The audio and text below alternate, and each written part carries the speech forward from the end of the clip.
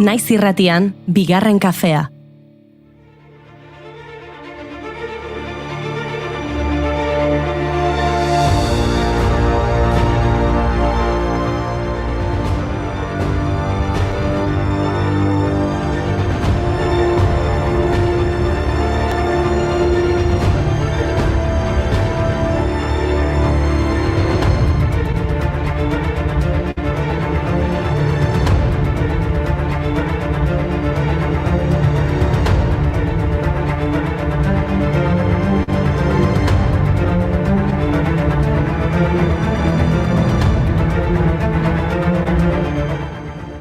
Arratsaldeon guztioi, gaurko saioa ondoan ditudanak zoriontzen hasi beharrean nago. Zorionak Artxot eta zorionak Julen. Barkatuko Juri, baino gaur ez da nire urte betetzea. Julenena akaso, 23 urte? Ez, oraindik asko geratzen zaidak Artxot 23 egiteko. Baina Juri ez dakit, zertara datorren zoriontzearen kontu hau? Ez da urte betetzen gatik, ez? Baina esango dizuet, gaur loaren mundu eguna da.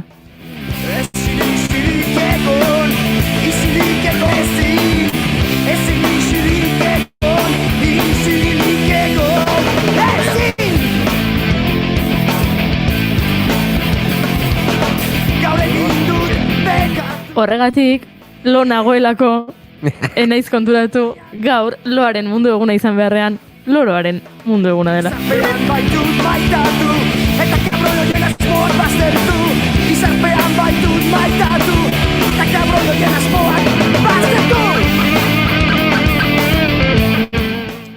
Tira ederki hasi dugu saioa gaurko Juri. Loro artean eta lorea jasoz.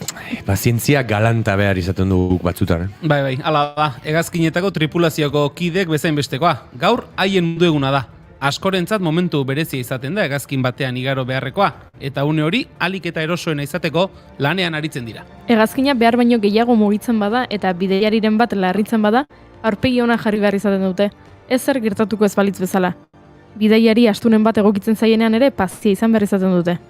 Ellen Churchen omenez ospatzen da egun hau. Antza Church izan zen historiako lehen azafata 1930ean. Erizaina zen ogibidez, baino Oakland eta Chicago arteko hegaldi batean egin zuen lehen aldiz tripulazioko kide modura lan.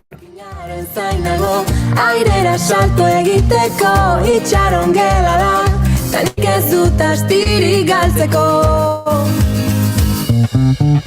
Someday, whoa, bring this back to me, I'm gonna celebrate my feelings and feel free. Someday, whoa. Urteko egun askotan topa ditzakegu Israelgo estatuaren basakeriak. Gaurko egunez, 2010ean Gazara gizalaguntza zeramaten 8 ontziri eraso egin zien Israelgo itsasarmadak nazioarteko uretan nabigatzen ari ziren bitartean. Israelgo kostaldetik 40 itsas miliatara gertatu zen erasoa. Ontzietan mundu osoko 32 herrialdetako 750 eta 50 ekintzaile zihoazen eta horietako 19 hil zituen ejertzito israeldarrak. Guztira, 8 ziren askatasunaren ontzidia bezala ezagutzen zen ura osatzen zuten itsasontziak. Horietatik 6 ziren itsasoan egun hartan, 2 matxuren eraginez portuan geratu zirelako. Estatu Batuetakoak, Greziakoak, Komorear Batasunekoak, Suediakoak, Turkiakoak eta Kiribatikoak ziren erasoturiko itsasontziak.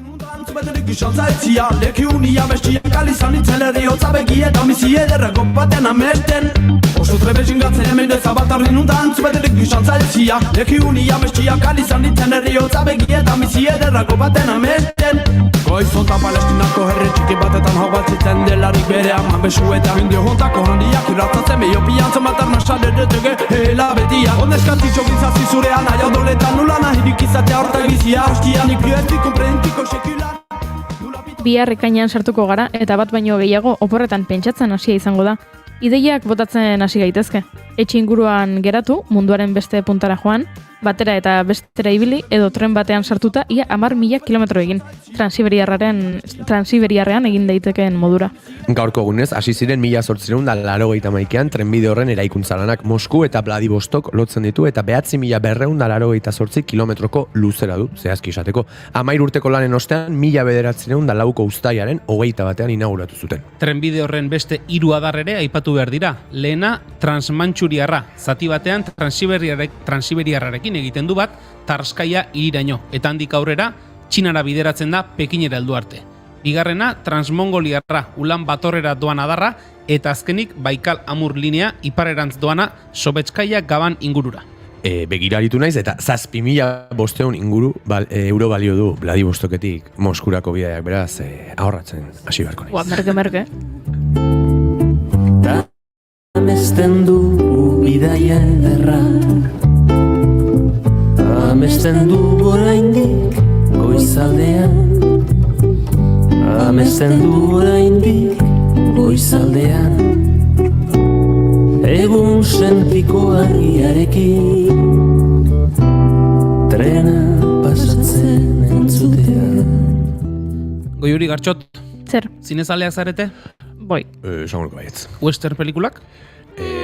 Bai, pin-pam-pum. Bai, Bai. Eta westernen barruan espageti westernak?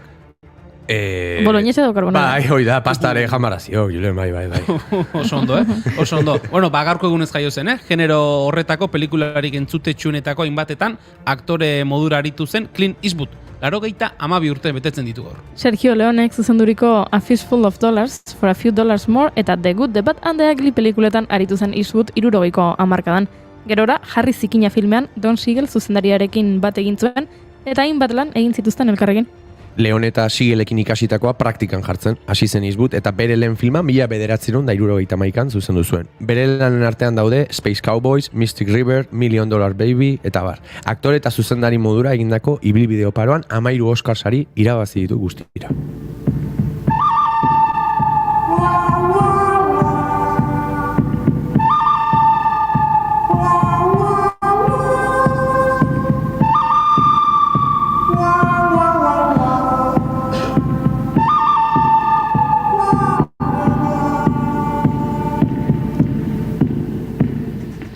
Tentsioa sortzen duten doinu horiek utzi eta gorputza mugitzen hasiko gara. Gaurko egunez hiltzen 2000 urtean Tito Puente, Latin jazz, salsa eta mambo estiloetan nabarmendu zen perkusionista. New Yorken jaio arren Puerto Ricokoak zituen gurasoak eta txikitatik edan zuen erritmo latinoen iturritik. Mambo estiloa Estatu Batuetan zabaltzearen erantzule nagusienetakoa izan zen. 40 eta 50ko hamarkadetan jazzaren erreferente nagusiekin jotzeko aukera izan zuen Lionel Hampton, Dizzy Gillespie, Miles Davis edo Duke Ellington. Bere azken urteetan Celia Cruzekin osatu zuen bikote eszenikoa.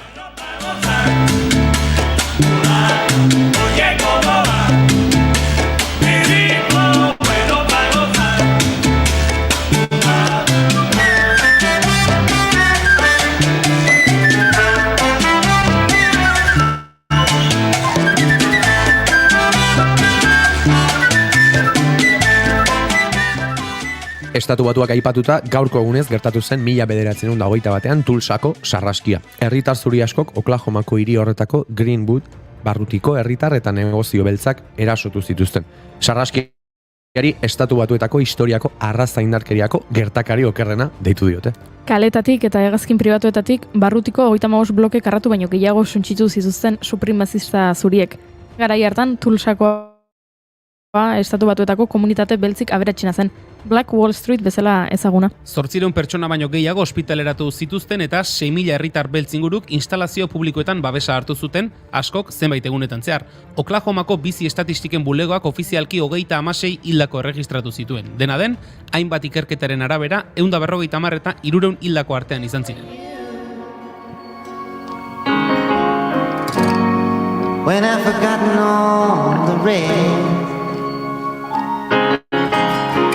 you to me were true. You to me were the best. When there is no more, you can... Tira, gaurko saioko eduki begira ere jarri beharko gara, ezta? Bai, doinuetatik haratago tartean Maitane Legarretaren abesti kutxunak ezagutuko ditugu. Berandu iritsitako gutunen inguruan ere arituko gara. Eta elkarrizketa akustikoan Julen Basterraren bisita izango dugu. Hilabeteari erremate emateko moduan gara, beraz. Gutxi gara bera. Maiatzak 31 ditu gaur, eta asteazkena da. Ongi etorri, bigarren kafera.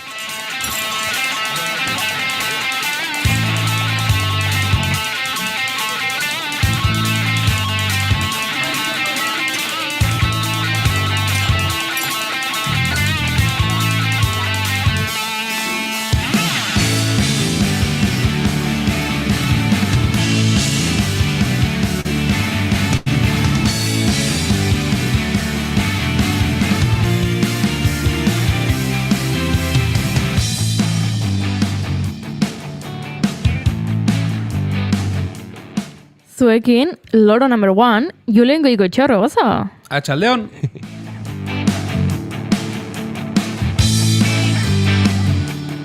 Eta zuekin, loro number 2, Gartxotun Sain Letona. Atxaldeo denoi.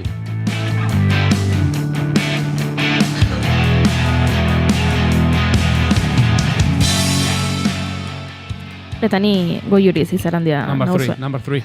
Besterik gabe. Loro number 3. Handi.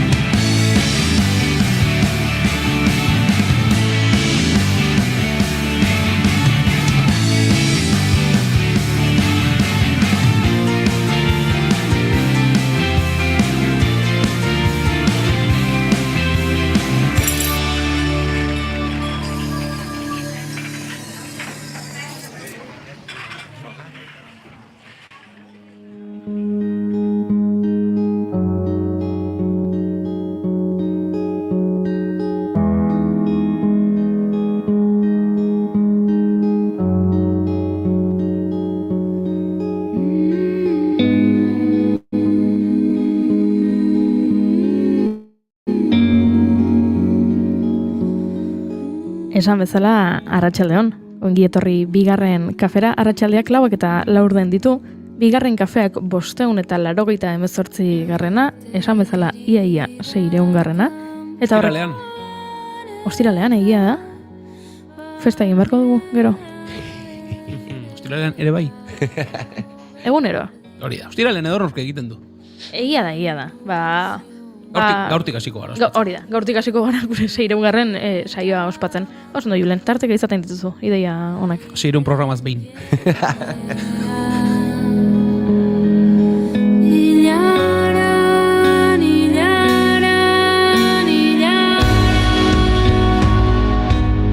Esan bezala, maiatzaren azkeneko eguna da eta aitortu behar dizuet urtea oso azkar igarotzen denaren sentsazioa dudala, baina maiatzak gutxienez 207 egun izan dituela. Bai? Bai. Ze luzea egin zaidan hilabete hau. Bai, Zuri ez? Ez? Gian nik bizi izan ditut zure maiatzeko egun batzuk eta horregatik sentitzen dut nire maiatza luzeagoa izan dela. Eta zuk motzagoa. Bueno, motza baino gehiago azkar. Pasazeidula, dium! Orain arteko Akaso eguzkiak egunean zer gehiago irauten zuelako? argitasun gehiago. Argitasun gehiago ondenako, ala maiatzan tokatu zaizulako, ez dakit esan. Espero etzen nuen mangaren bato. Bai, nik uste dut izan dela lan kontuen gatik, lan kargaren gatik, eta bai, esango nuke horregatik izan dela, baina ez dakit.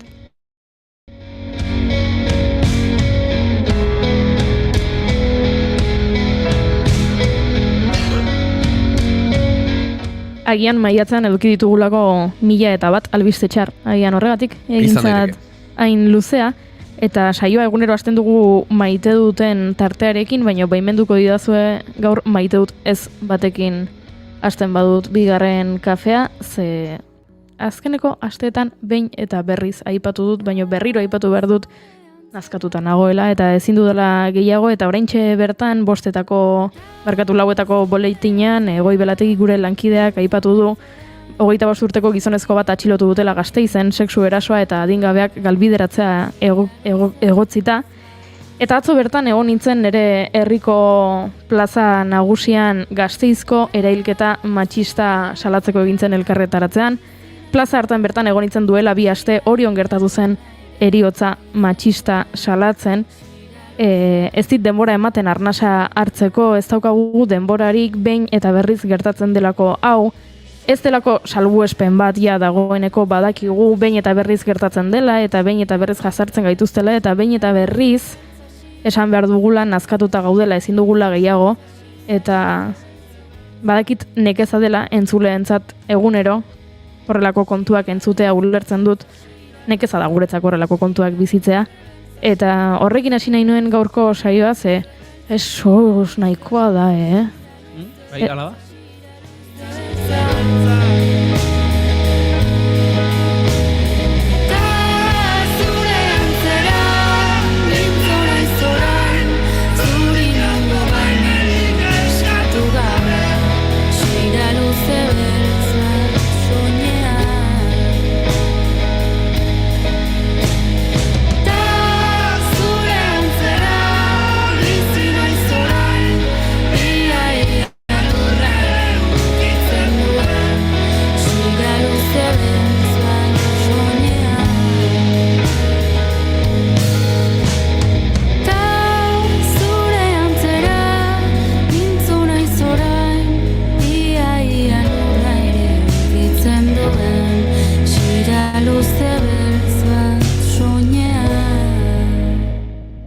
Baina konfiantza izugarria dut nire lankideengan, eta uste dut beraiek aldatuko digutela hemengo giro triste ilun beltz, hau xira beltza bezain iluna, eta horregatik Rosalia jarri dut pixka bat dantzan hasteko. Tra. Baby, tú eres el que me libera y es que hoy es carnaval. Yo soy de aquí y tú eres de allá.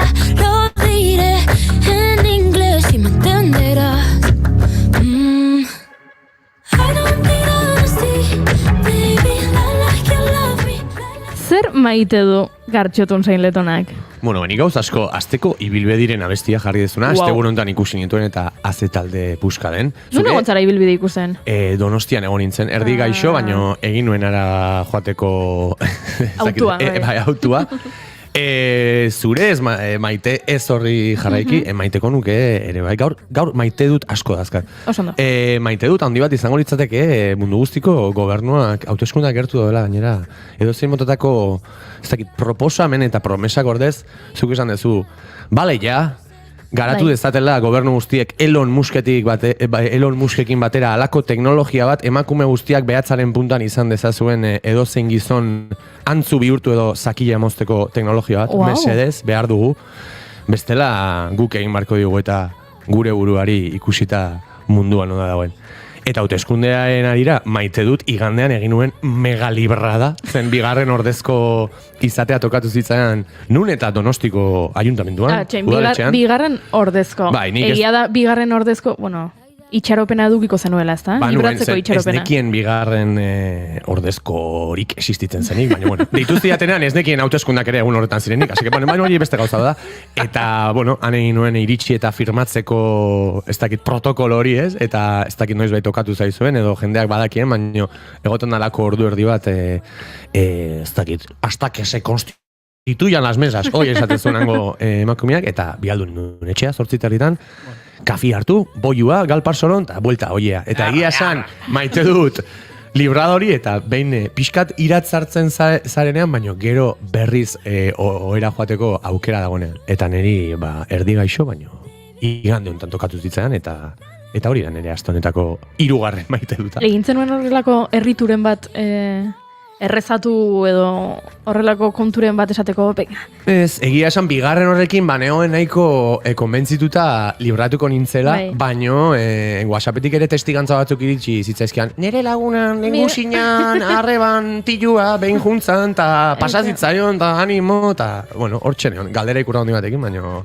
behintzat libratu nintzen. Bueno, batzuetan gertatzen da, eta urtero gertatzen da uste dut, lehenengo doana bozkatzera, lehenengo pertsona ana agertzen dena, berak eseri behar izaten duela mailean, ordezko guztiek eta kale egin dutelako. Madrilgo horri batean gertatu da. Ez da gertu ez, hor zuk esan duzuna Gartxot daude titularrak, lehenengo ordezkoak eta bigarren ordezkoak. Bai. Inor ez da gertu.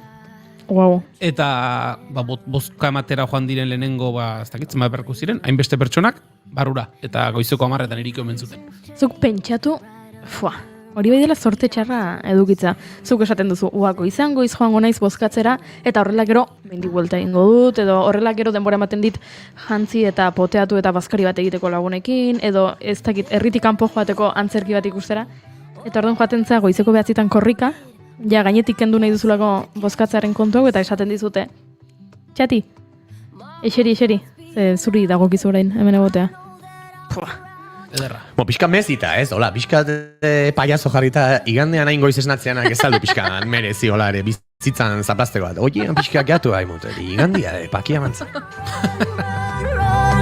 Away from me, the seasons change right under my feet. I'm still the same. Portito, barkatu, baino. Bai. Ez dakit noiz baita hausnartu ezo, baino, ni igande honetan konturatu nintzen hauteskunden baitan ze iztegi belikoa erabiltzen den. Konturatu zaten noiz bait? Atrincherados en su bai. cuartel.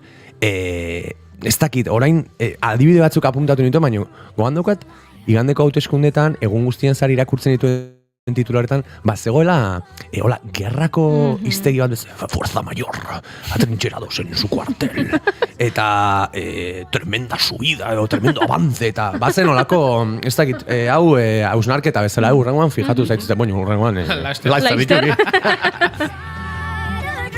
Ego Euskal Herrian. Away from me, the seasons change. Eta zer maite du Julen Goikoetxea horregozok? Nik maite dut, gero esango dizut gauzekin betetzen den kajoia. Askotan gertatzen da, ez? Ari zara zerbait egiten, eta ez esan duzu ez, gero esango dizut. Eta hor geratzen dira, kajoi horrek ez dakite zure gemeleko draifa bezala beti daukazu 189,85 beteta, esaten dizu gauza gustu behar dituzula, eta gero inor ez da gogoratzen. Zertzen lehen esan behar zenidan hori, eta inor ez da gogoratzen. Badao kajoi bat, gero esango dizut, edo hemen lanean ari zara zerbait egiten, eta alakoren inguruko ez gero esango dizut, eta gero ez galdetu dizuna, eta zuzeu ez zara gogoratzen, zertzen gero esan behar nizun hori, eta gero esan behar nizun .1, .2, .3. Bueno, hor jendeak esaten du ez, izaten dela, ez bazara oroitzen gezurra izango zen. Eta horrelakoak, nire amak beti izaten dit. Ja, hori oso horrek nik ere hartu diot duela urte askotako esaldiaren tankera hori. Nire ez dakit amako o amonak esaten zuen, baino bai. Bueno, gezurra edo ez zenen garrantzitsu izango, hori ere bai ez? Hori ziur. Nik pixkat horrein ari, Julen, hori zuk maite dezula esan dezu, ez? Ez maite, dalak gauz bat gertatzen dena, badago la kajoi bat hor. Ni naiz oso zalea horren arira pixkat jendea ere badago zerbaiten printzak ematen dizkizunak, baino geroago garatuko dutela esaten dutena, hau da... Trailerrak egiten dizkizu. Ez dakizu goiurik ze... Bueno, bihar gaudenean esango dizutani. Bueno, a ver, zea, osea... Esaiazu, ezta? Esaiazu gain, audioa biali, ez. Eta hori ere badago horrelako jende asko, Ez dute, ez dakit, izenik esango, baino, bueno, Maialen Kortajarena Santiago, antxe bertan, bat. Baina, bai, gauzak trailerrekin funtzionatzen duen jendea. Nik hori ez zen maite. Ez dakit, edukia daukan eta importantea hori bada, eta gainera horrela adirazi bali madiazu, bota bain. Zer izela zure buruari importantzia mate. Bai, zertzea, bihar da estrenua, eta gaur trailerra, Scorsese, o Spielberg, venga, txea. Eastwood, gaur, Clint Eastwood. Clint Eastwood. Zenbat urte esan duzu, egin dituela Clint Eastwoodek? 9, asko. Trailer asko ezingo ditu egin, Clint Eastwoodek. Harra paudet.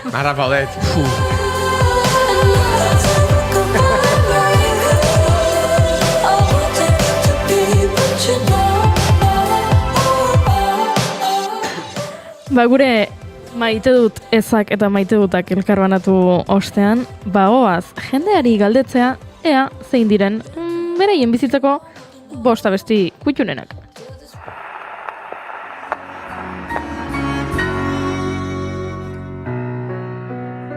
Gramofonoa, Estitxu Pinatxorekin.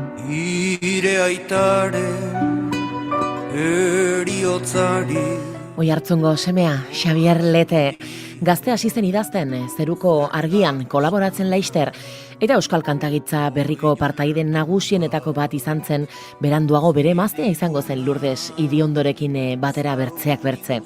Ez tokamairu taldea martxan jarri eta hizkuntzaren eta herri kontzientziaren errekuperazioaren alde egin zuten.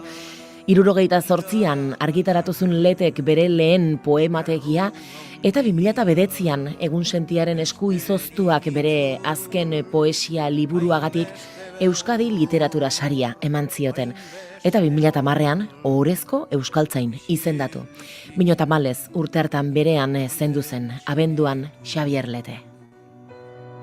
Naiko unan Beatriz, poeta baten bertsoz, ire gaztetasuna, ispiluan mirestu nahiko unan, gaur ere bizitzaren kaliza, ordo gorriz beterik, gozamenetan ustu.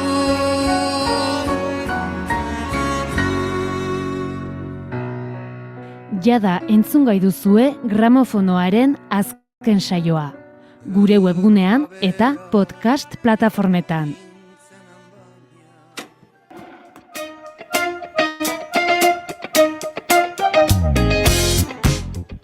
Ongi etorri entzulek doinuetatik haratago programaren kapitulo berri honetara. Badakizu hemen, astean behin elkartzen garela jendearen kantu kutxunak zeintzuk diren ezagutzeko. Aste honetako gonbidatua Maitane Legarreta Etxezarreta da.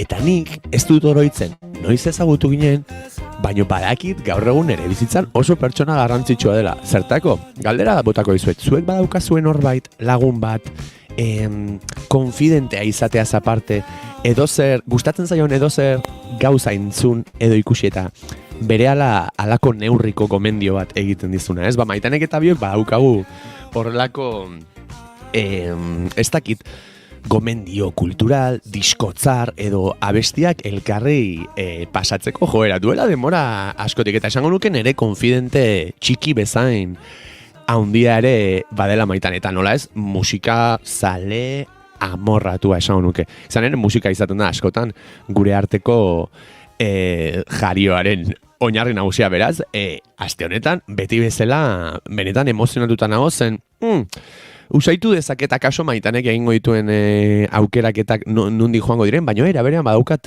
alako kuriosidade bat zer aukeratuko ote duen. Beraz, berare pixka bat gehiago ezagutzeko entzun dezagun telefonoaren bestaldean egin digun aurkezpen txikia.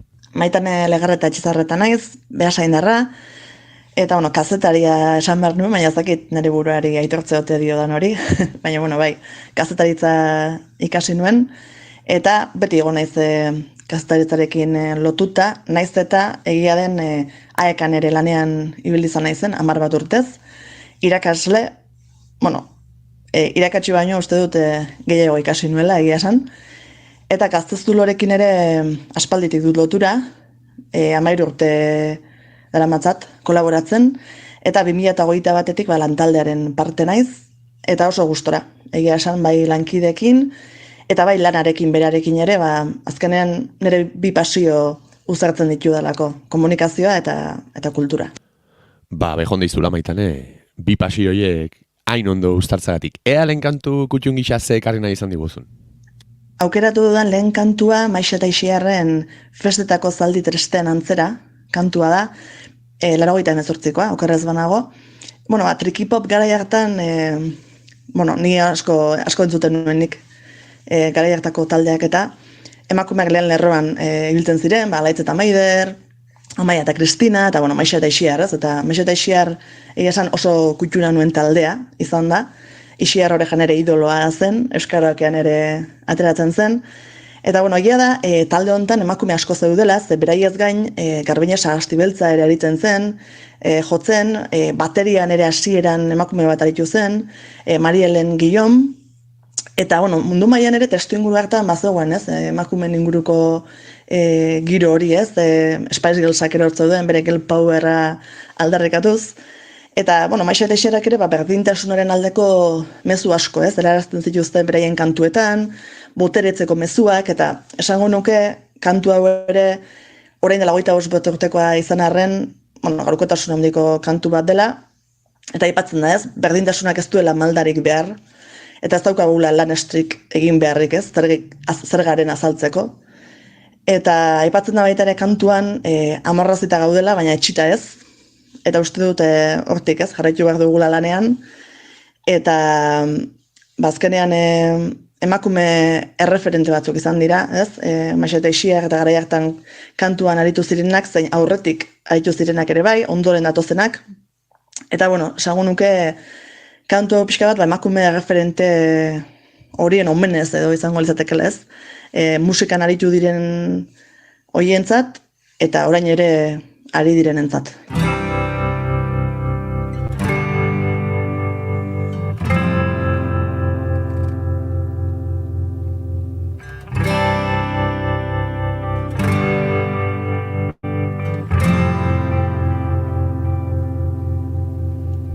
Nahi eta ezin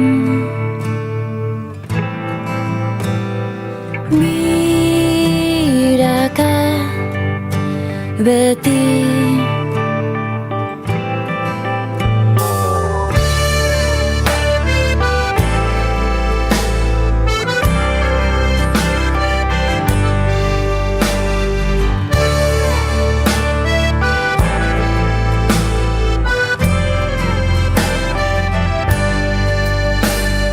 nahi eta ezin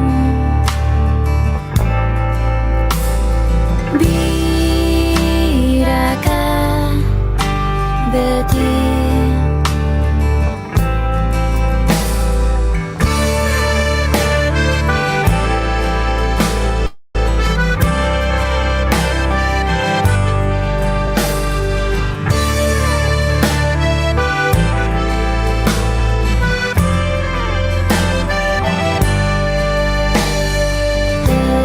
etxitzea nuke errazena, baina aukerarik txarrena,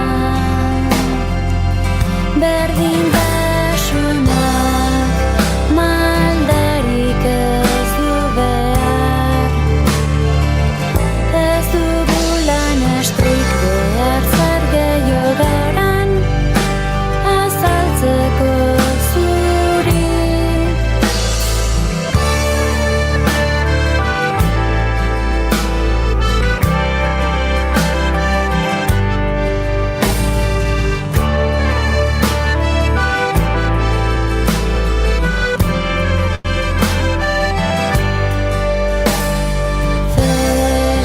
Festetako zaldi tristeen antzera alferrik behin eta berriz biraka amorra zita baina etxita ez aurrala jainan naiz biraka gora eta bera lelarik ez da.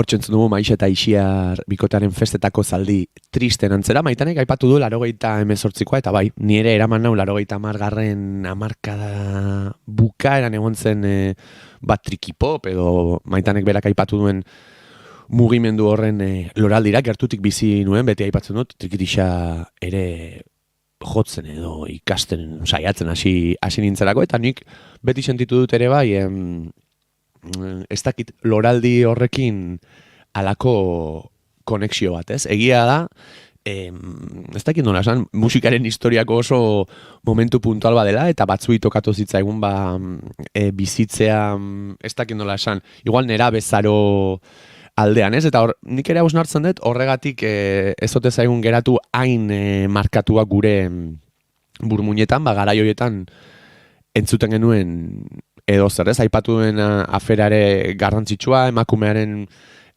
indartze eta lehen lerroratze hori, zorionez ere gaur badira halako proiektu eta proposamenak, nahi sonikoki akaso jasan duten evoluzio bat, baina ez dakit, nik ere Maitanerekin bat egiten dut eta beharrezko ona aritu direnentzat eta datozenentzat datozen horientzako abesti bat ekartza. Beraz, bibazu, Maitane, eskerrik asko ere trikitisa doinuak ekartzeagatik, eta bigarren kantu kutxun gisa ze aukeratu duzun? Aukeratu dudan bigarren kantua Napokeriaren distantziatik kantua da. Napokeria Miren Arbaiza eta Ander Mujikak osatzen zuten, eta hain zuzen ere Miren Arbaiza unibertsitateko ikaskidea izan nuen, eta laguna ere badut. Eta hortaz, garai hartan taldea sortzen eta hazten, ez, ikusi duen nolabait. Eta gogoan dut, 2006an ikusi nituela lehen alde zuzenean Durangoko gaztetxean, eta zenbat gustatu zitzaidan, eta zer nolako eragina izan zuen nigan, ez? Eta talde garrantzitsua izan da Napoka nire bizitzan.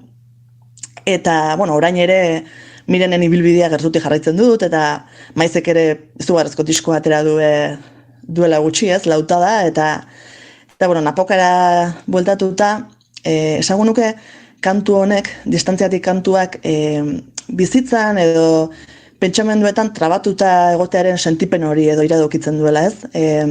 Buklean edo zabiltzanean, zurrunbilotik atera ezinik, eta esango nuke musikalki ere gitarraren akorde errepikako roiek, abestiaren erdialdean edo ematen dena, horrek ere islatzen du, ez, trabatuta egotearen sentsazio hori, eta halako batean hortik ateratzen da, ez, eta trompeta ere agertzen da, eta nolabait pixka bat hortik hausi egiten du, ez, eta ibilbide berri baten hasiera bat edo iradokitzen da pixka bat, argizpi bat ikusten da nolabait, ez, tunelaren amaieran, eta nolabait zaguneko egun senti berri baten esperantza hori, ez, eta asko gustatzen zaidan kantua da, beste asko ere aukeratu nitzakeen, baina, distantziatik berezia iruditzen zait, batez ere orain, hausnarketan gabiltzan garai hauetan, ez? Osasun mentalaz eta beste hainbat kontuen inguruan.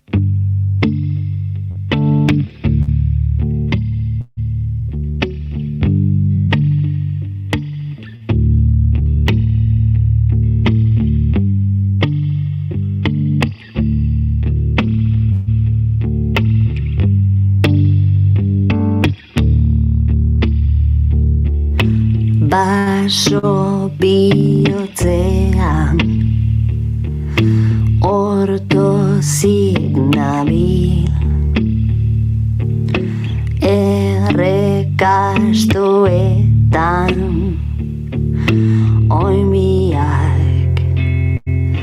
oimiak bustirik.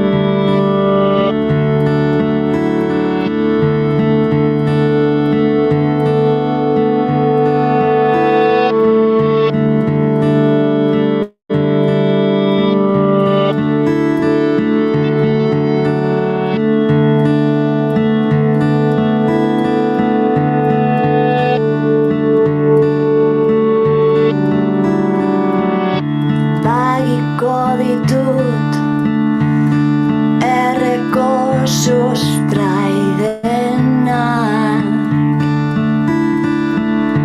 argitu diezadaten gauez bidea.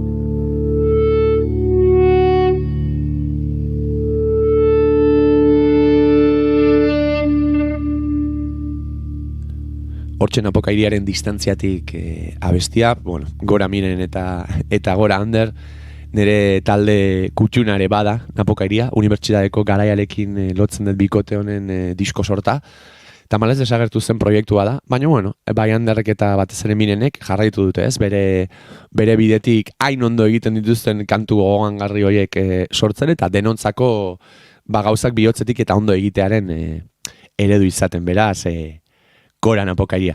Ea Maitanek 3. kantu kutxun gisa ze ekarri nahi izan digun.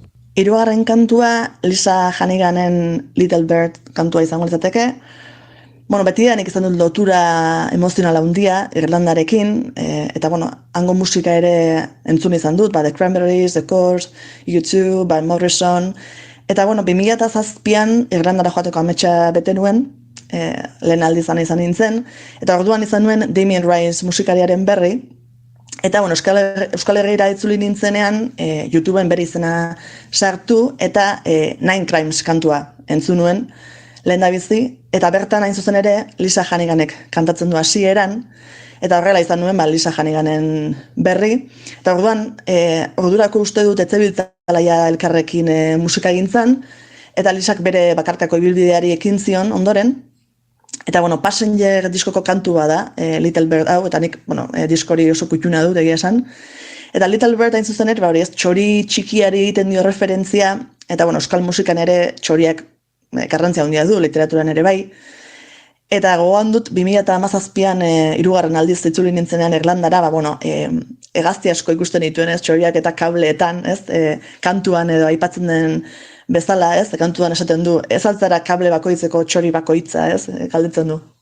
Da, bueno, letra ederra du, oso poetikoa, eta, bueno, aipatzen du, ez, askotan pentsatzen dut zugan, baina benetan esan nuen hori. Eta pixka bat horren inguruko osarketa bada, ez, batzuetan agian maitasuna ez dela nahikoa, eta, egia esan jarraitzen dute Irlandar musikarien musika entzuten, bai Glenn Hansard, bai Dermot Kennedy, Lua, Lisa O'Neill, Mick Flannery, talentua borborka dago Irlandaldean, eta nik komendatzen dizuet hango musika entzutea.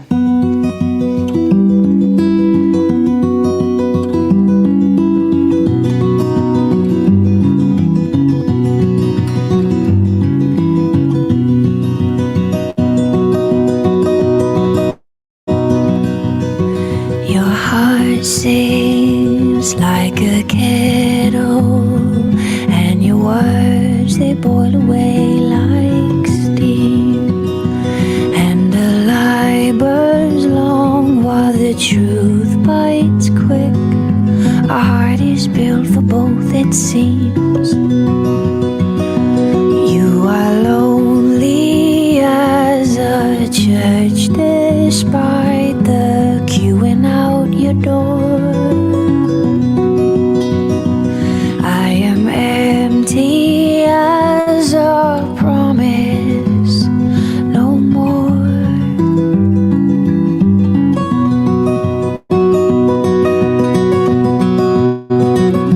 When the time comes and rights have been read, I think of you often, but once I meant what I said.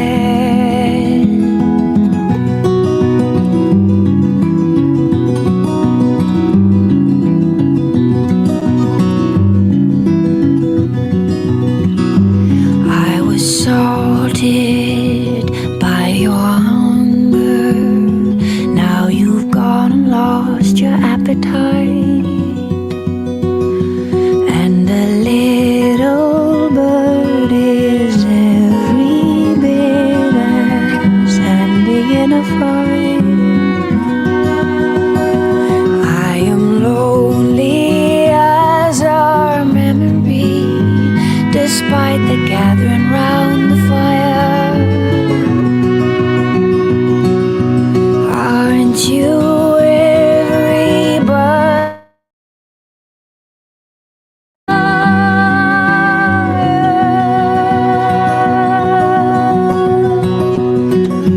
When the time comes and rights have been read,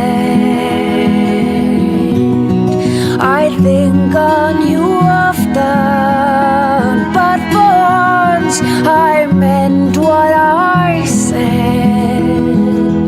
Here I stay, I lay me down in a house by the hill. I'm dug from the rubble and cut from the kill.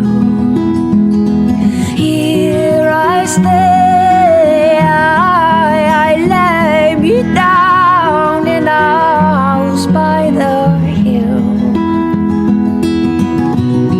I'm dug from the rubble and cut from the kill. I'm dug from the rubble and cut from the kill. I'm dug from the rubble and cut from the kill. Eta bukatzeko, kantu alaixiago bat edo aukeratu dut, Joe Cockerren With a Little Help from My Friends abestia. Hain zuzen ere, ni maiatzaren 20an jaio nintzen, eta egun horretan jaiotako jende ezagun dixente dago, Pepe Mujica handia, horietako bat, eta musikarien artean, Cher eta Joe Cocker. Eta justu kantu hau, aipatu den kantu hau, The Beatlesen kantu bada, baina Joe Cockerrek bertsioz zoragarria egin zuen, eta iruditzen zait oso zaila dela izaera propioa daukan moldaketa bat egitea, eta berak lortu zuen, bete-betean. badauka soul ukitu hori, koruak, jouren ahotsa, ez, bere inderra eta bere arima, ez, niri ikeragarri gustatzen zait kantua, zoragarri iruditzen zait. Eta, bueno, gainera aipatzen du, ez, kantuan, zer egingo zenuke tonuz kanpu edo, ez, kantatuko banu, ez, desafinatuko banu, ez, eta esaten du kantuan, ez, utzi zure belarriak eta bestuko dizut, ez, saiatuko naiz afinatzen edo. Eta justu, niri kantatzea beti gustatu izan zait, txikitatik maite izan dut, baina ez dute ongi kantatzen, ez dut landu izan, egia esan, baina, bueno, aritzen naiz askotan etxean eta ez, eta, bueno, honezkero bizilagunak kokoteraino egongo dira, baina bizipoza handia ematen dit, eta, bueno, egia da jendagunean oso gutxitan egin izan dudala, bueno, bai, euskaltegiko ikaslekin, eta gian euskaltegiko afariren batean, baina bestela egia esan lotxa ematen dit, baina, bueno, disfrutatzen dut, ez, nire ukasia kantuan. Eta bestetik aipatzen da kantuan, baita ere, bueno, lagunen garrantzia, ez, eta esaten du behar dudan makarra nire laguna dira, ez, eta kide horiek, eta beraien laguntzaz noa aurrera. Eta azken aldian asko osnartu dut honen inguruan, ez, sostengatzen nauen sare horri buruz, zenba babesten nauten, zenba laguntzen nauten, ez, askotan beraiek sinesten dute zugan, ez, zuk zeuk baino lehenago, edo irudikatzen dute zenba gauza egin ditzakezula zuk ere irudikatzen ez dituzunak. Eta, bueno, beraientzat kantu hau eskerronez. Bi bazumaitan eta bai, izan dadia horren beste babesten gaituen sare horrentzako kantu hau, Joe Cockerren With a Little Help from My Friends. Eta zuei, entzule, hurrengo astera arte, eta ondo segi. Aio!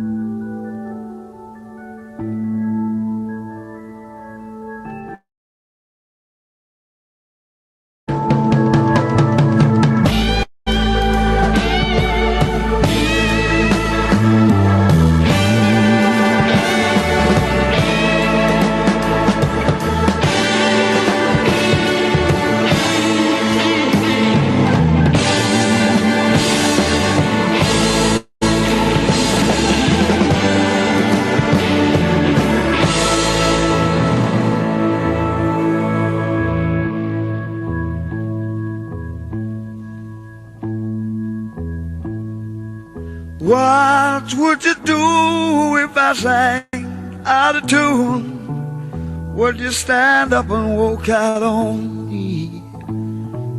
Lend me your ears and I'll sing you a song. I will try not to sing out of key, yeah. Oh baby, all I need is my buddy. I say I'm gonna get high. Oh, yeah. What do I do when my love is away? Does it worry you to be alone? No, no. How do I feel at the end of the day? Are you sad 'cause you're on your own? I tell you, don't even say it no more. Gonna get down and I'm afraid. Yeah, I'm gonna try. Keep on getting high.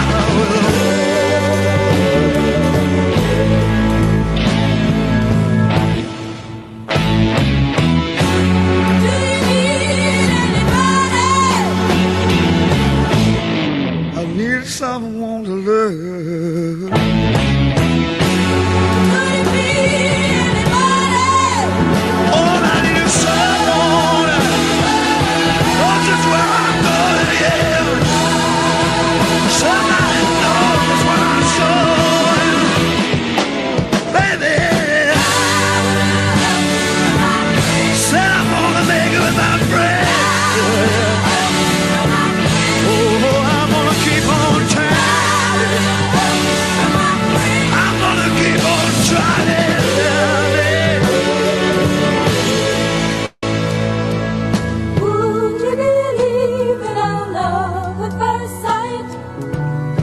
Certain it happens all the time, yeah.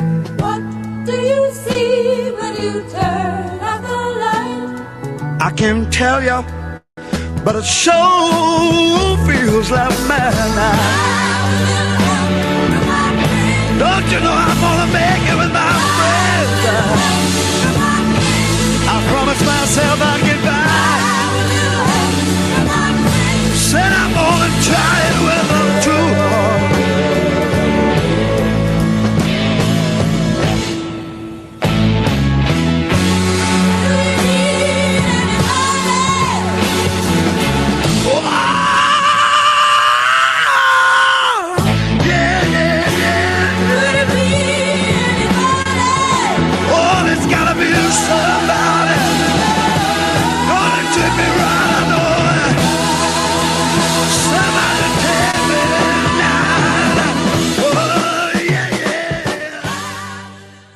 Eta arratsaldeko bostak direnez, bagoaz naiz irratiko estudio zentraletara azken ordua ezagutzera. Arratsaldeon Egoi Belategi.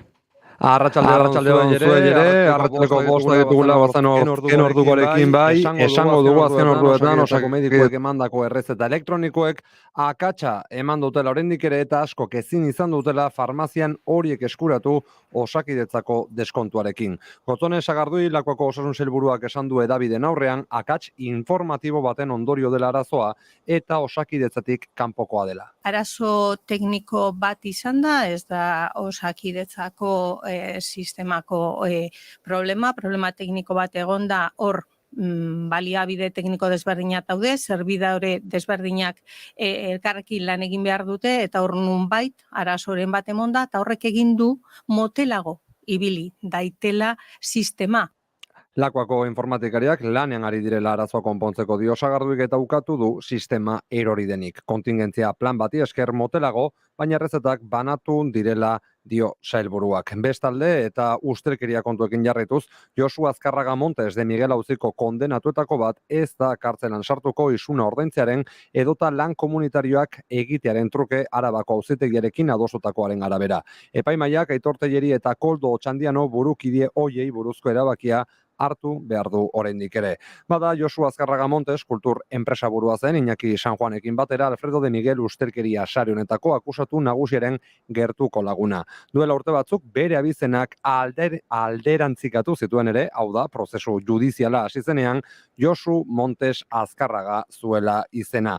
Eta politikatik bestalde Bilbora begira azken ordukoa Maria del Rio EH Bilduren Bilboko alkategaiak esan duelako bere alderdia ezkerreko alternatibaren buru dela Hiriko udalean eta EAJ politika sozialetan aurrera egiteko behartu dezakela dio. Besteak beste, bilera sorta bat abiatuko duela baieztatu du Del Riok etxe bizitza eskubidea bermatzeko helburuz. Abstentzioaren gorakadak markatutako testuinguru kezkagarri batean EH Bildu izan da hoberen kokatuta gelditu den indarra botuetan gora eginez. Gorakadori jendearekiko duten konexioaren adierazle dela uste du EH Bilduko alkategaiak eta olatu berri baten hasiera iragarri du. Jakina, abstentzioa, 5% igotze hori ez dugula pentsatzen albiste ona denik. Baina gure emaitzek bai erakusten dute jendearen eskubideak defendatzen dituzten proposamenekin herritarrek mobilizatzen direla.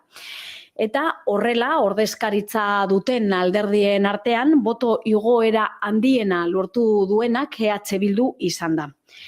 Finean, egin duguna izan da, egiaztatu aspaldi sumatzen genuena. Gure komunitatea oso indartsu dagoela. Eta emaitzek erakusten dute olatu handiago baten hasiera baino ez dela orain bizi duguna. Eta gura esan baino lehen, istripu larri baten berri eman behar dugu, A1 errepidean izan da, Agurainen eta Madrilerako norantzan, baina esango dugu istripu larri horren ondorioz, errepidea itxita dagoela unenetan, norabide bietan, autopilaketak osatu dira ondorioz eta trafiko zuzendaritzak momentuz behintzat, ez du bide alternatiboren berririk eman. Arratsaldeko 5 eta 3 minutu, jarraituko dugu gertutik informazioaren ariaren lehen edizioan, istriporrek emandakoa eta bitartean bigarren kaferekin uzten zaituztegu gero arte. Sorpresatxo bat dugu zuentzat, ze zozketa berri bat daukagu oparitxoa denontzat.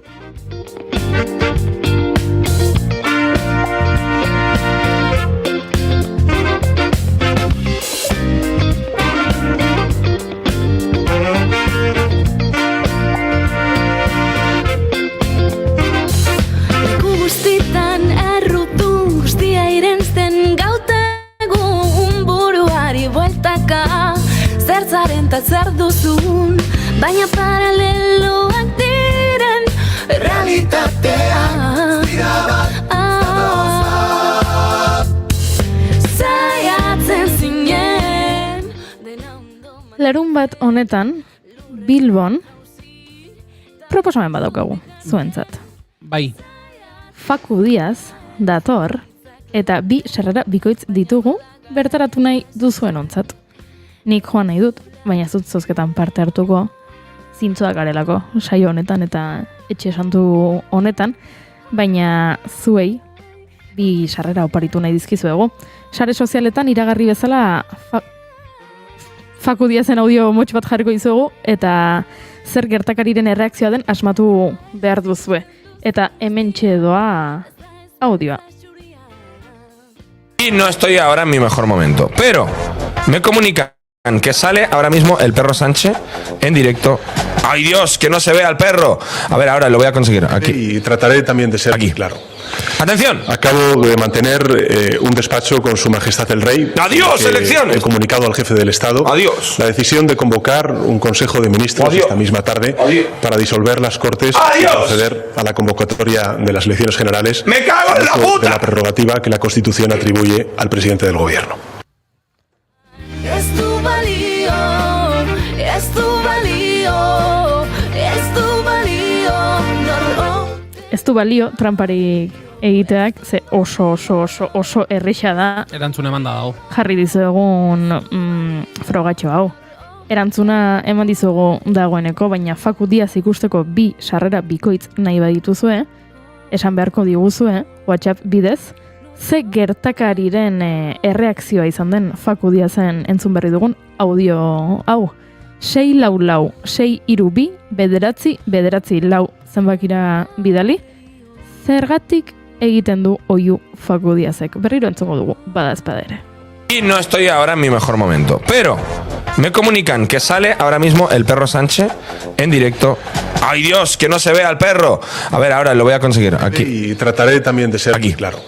¡Atención! Acabo de mantener un despacho con Su Majestad el Rey. ¡Adiós, elecciones! He comunicado al jefe del Estado la decisión de convocar un Consejo de Ministros esta misma tarde para disolver las Cortes y proceder a la convocatoria de las elecciones generales. ¡Me cago en la puta! De la prerrogativa que la Constitución atribuye al presidente del Gobierno.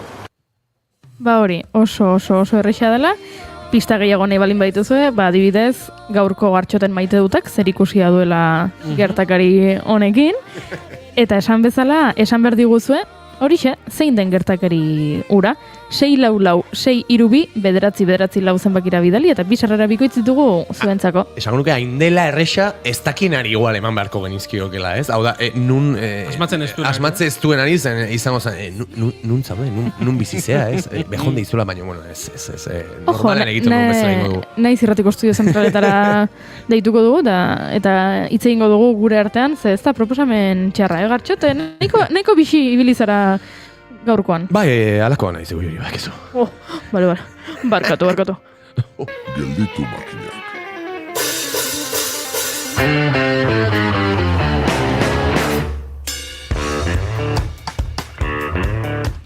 Korrontearen aurka joateak energia asko eskatzen du. Pentsa, marea bizixiagoetan geldirik mantentzea bera zaixamarra suertatzen bada. Gizakiaren ezaugarria da ordea, ingurua bere probetxurako baliatzea, eta nola ez, korronteak indarra badu, egongo da moduren bat energia hori transformatzeko.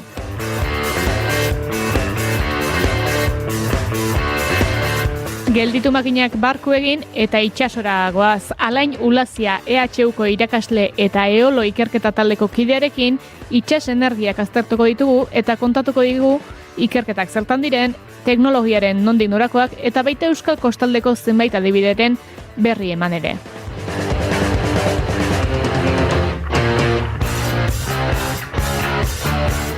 Bestalde badaude itsaso artifizialak, Aizarna Zabalgo olatu ez gain, esan nahi baita. Karretera izan daiteke bat, maiztasun jakinik gabe igarotzen dira batzuetan.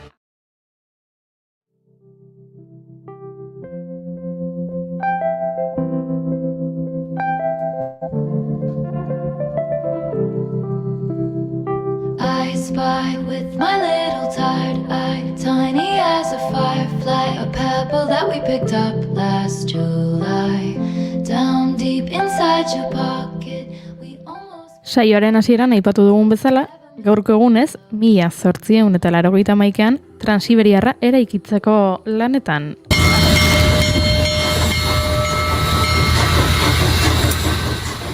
Eta iaia trenak harrapatu gaitu. Asko erakartzen gaitu trenbide sare honek sekulako ibilbidea egiten duelako. Transiberiarra munduko lurreko garraio sistema handiena da. Zetaren ibilbide berria deiturikoaren funtsezko zatia da. Eta egun, tren horrek 9.289 kilometro egiten ditu estepa eta taiga zeharkatzen, hiriburutik Ozeano Bareko kostaldera. Gutxienez, 153 orduko 6 bat egungo ibilbidean. Beraz, 6 egun besterik ez dira behar Errusia zeharkatu eta Mongolia eta Txinatik igarotzeko.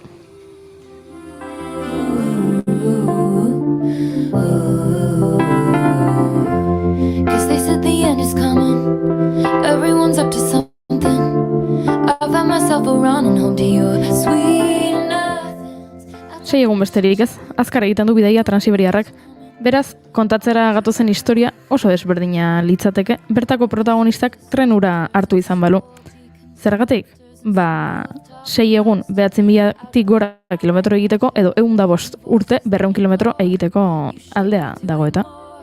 To you I can admit that I'm just too soft for all of it.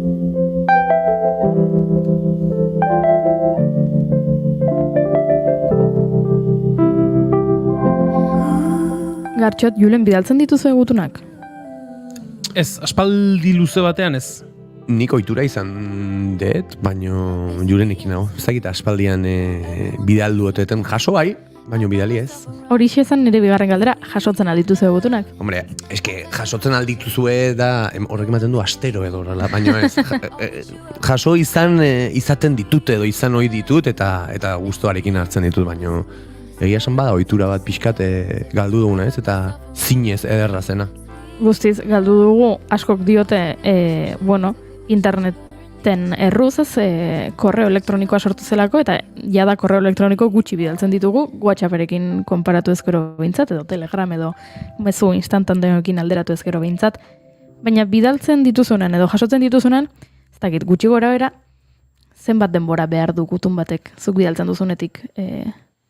Ni nahiko kamiseta eta bialtze ditut, eta zena ez, zertifikauan o ordinarioan, galdetzen naizea. Batu nahi aldezu? Bidatuak balin badauzkazu? Ez, esango nuke, ez dakit, segunetan noa, baino, provintzian balin bada 2 egun, pixka, 3, txarkuan beste alden kaso, aste bete, hola, baino, ez dakit, aste beten bueltan, ez, masimo. Gaur egungo velozidadiakin. Aste bete esango nukenik, hori dela ohikoa, hori dela gehienez itxaroten duguna, ze azkar ibiltzen dira normalean, eta bizpairu egun behar ditu gutun batek, bestearen etxera iristeko. Normalean, ez da beti... Egongo da salbuespenen bat. Egongo da salbuespenen bat, ez dakit, 2 aste edo hilabete behar izan dituena, baina gaur kontatzera natorrena, 100 urte beranduago iritsi da. What? Spending all my time just thinking about you. I don't know what to do. I think I'm falling for you. 2021 Londres hegoaldeko Hamlet Road kalera gutun bat iritsi zen. Finlay Glen izeneko mutiko gazte baten etxera heldu zen gutuna zela. Finlay Glen gizajoak etzuen horrelako gurik espero eta harrituta geratu zen. Ikusi zuenean gutuneko data otsaiak 6/16 zela.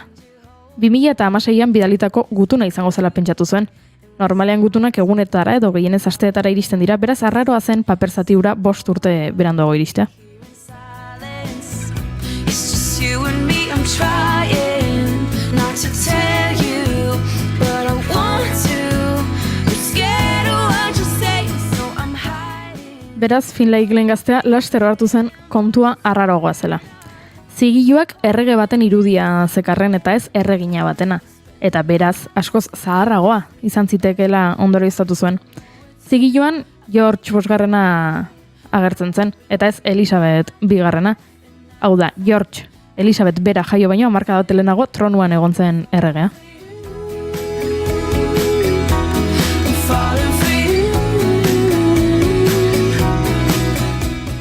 Eta zergatik da garrantzitsua nora agertzen den zikioan, horrek esaten digulako ze urtetakoa den. Eta Finlay Glennek uste zuen 2016koa zela gutuna, eta 5 urte berandu iritsi zela, baino ez. Segituan hartu zen 1916koa zela gutuna. Bezperakoa. 105 urte galduta egon ostean, etxera iritsi zena. Hasieran, Glennek ez irikitzea erabaki zuen. Izan ere, Ingalaterran badute Postal Services Act 2000 deituriko lege bat. Lege horren arabera, beste pertsona bati zuzendutako gutunak irikitzen badituzu, kartzelera joan zaitezke. Ama. Zure gutunak irekitzen ditu zure amak? Home, ez ditu irekitzen baino, ohenik enpadronatuta gurasoen etxian, eta batzuta, itxia zeo eta liburu tegiko, eta... Baina, bueno, segi, goioi. Mucho macho. Glennek esan zuen, hau delitua da, eta bazpada ere ez dut irekiko. Zer egingo zenuketen zuek? Irekiko nuke. 1916koa? Akaso... Zalantzari gabe. Norretarako izizu reklamatzen. Aixu hori nire, hori prorroga penaltiak eta amaitu. Bai, 105 urte beranduago, espero ez etortzea inor etxera bizitan, ez dakit, ordainen eske, ez? Nik irekingo nuke. Jakina, 105 urteko gutun bat dela, sekulako kuriositatea izango nuke. Mutiko hau, ez dakit, oso legearen zalea haute den, edo, baina hasiera baten esan zuen, ez zuela irekiko. You said I know when I said I need some time, need some space to think about all of this. You watched me go and I knew my words were hard to hear and harder to ever take back.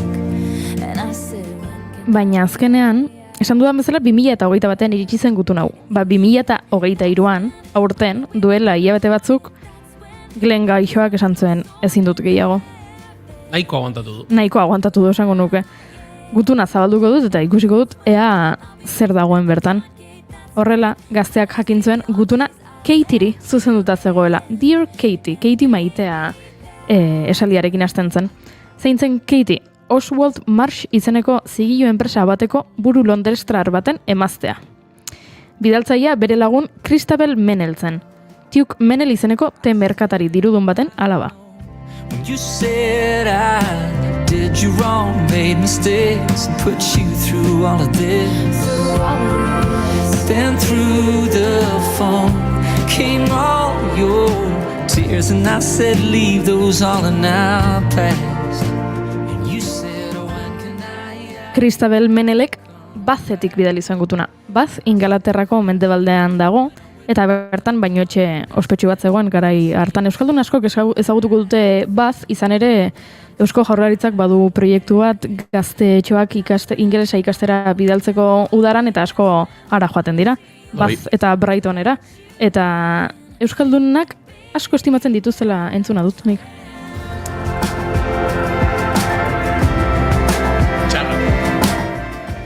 Zer dezu hilen? Gartxot ikusten dut zerbait esateko desiatzen, baina hortxe... Proiektu Bath, esan nahi nuen proiektu bat, horrez baina txarra zan, eta ez nuen esan nahi baina... Eta normala da baita ere Bathen bainuetxak egotea, ez da?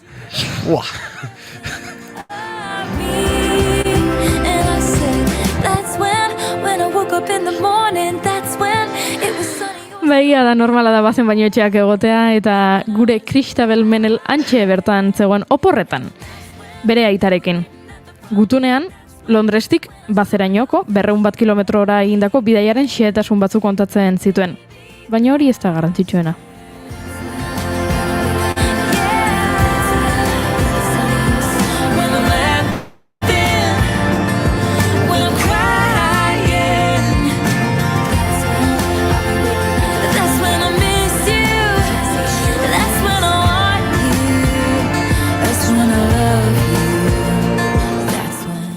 Gutunean, Menel andereak adierazten zuen bere buruaz erabat lotxatuta sentitzen zela, eta egindakoaren ostean damututa zegoela. Badirudi, barkamena eskatu nahi ziola bere lagun Caseyri, baina tamalez, Kateik ez zuen sekula gutuna jaso. Now I've read all of the books beside your bed. The wine is cold like the shoulder that I gave you in the street. Cat and mouse for a month. Eta nik esan dut, bere lagun Keitiri barkamena eskatu nahi ziola, baina hemen Julenek edo Gartxotet, ez dakit zeinek beste hitz bat jarri dit gidoian. Zer eskatu zion Menelek Keitiri? Ez dakit, igual fakudia zen sarrerak horri erantzuten dionari, eman barko dioiz. Bazkamena eskatu zionen. Bazkamena eskatu nahi zion Keitiri.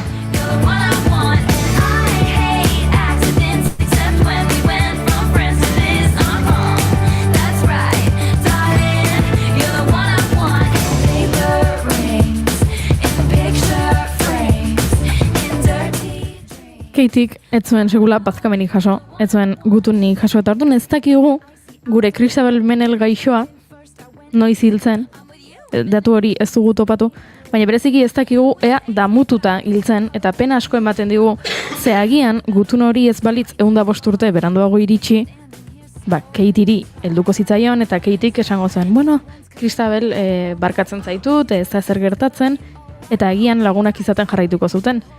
Baina ziurrenik, nola Keitiri ez zitzaion gutun hori iritsi, Keitik ez zion Kristabeli erantzun. Eta Kristabelek ziurrenik pentsatuko zuen, ara, Keiti betirako haserre dago nirekin.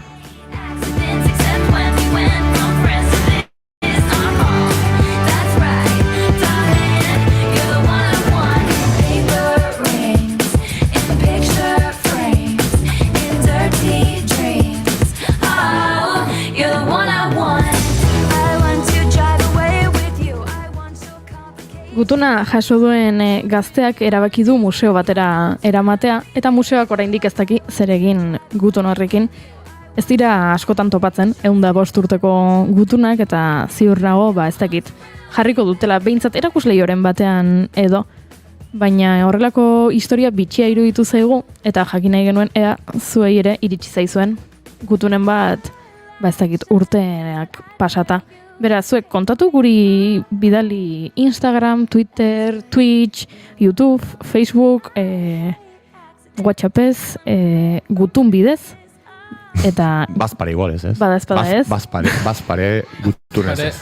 Ospatzeko moduko da hori, bazkari batekin.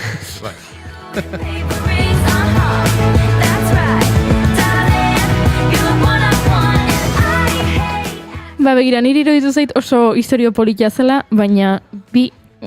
Konturatu naiz, reportaiaren xarma guztia pikutara bidali dugula. Hori esan behar nuen. Ez, ni ere senditu naiz historio honen baitan goiuri, oso polita izan da, baino, egizu nora eraman nagoen. Eta honek ez dauka hango, nola esaten da, posta zerbitzuan ondori hori. Hau ez da norbaitek bere lana oso gaizki egin duenaren erakusle, hau da, lehenengo gauza pentsatu dut, norbait langabezian, derrepentian, ez? Posta zerbitzutik erantzun dute eta esan dute salbuespen bat dela eta noiz behinka horrelakoak gertatzen direla. Horixe izan da beraien prentsa oharrean idatzi dutena. Eta non egon da, gutun hori 105 urtean. Hori da nik jakin edudana. Non egon da? Bazek daki Julen, bazek daki Julen.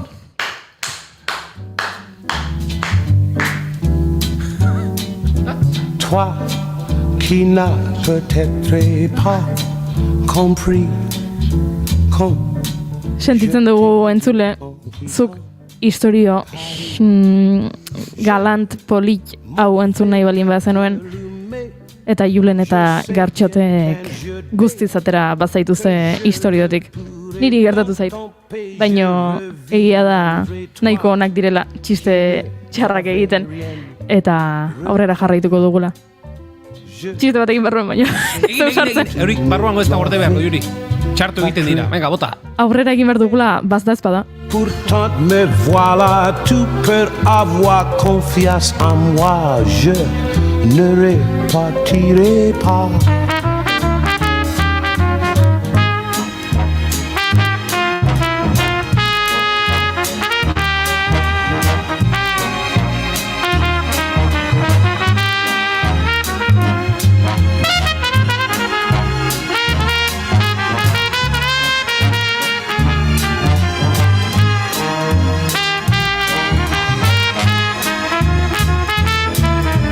Toi qui n'as peut-être pas compris quand je t'ai dit en quittant Paris, je m'en vais le cœur allumé Je sais bien qu'un jour que je le pourrai dans ton pays, je reviendrai, toi qui ne m'avais rien répondu.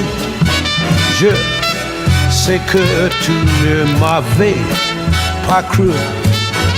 Et pourtant, mais voilà, tu peux avoir confiance en moi, je ne repartirai pas. Je ne repartirai pas. Je ne repartirai pas.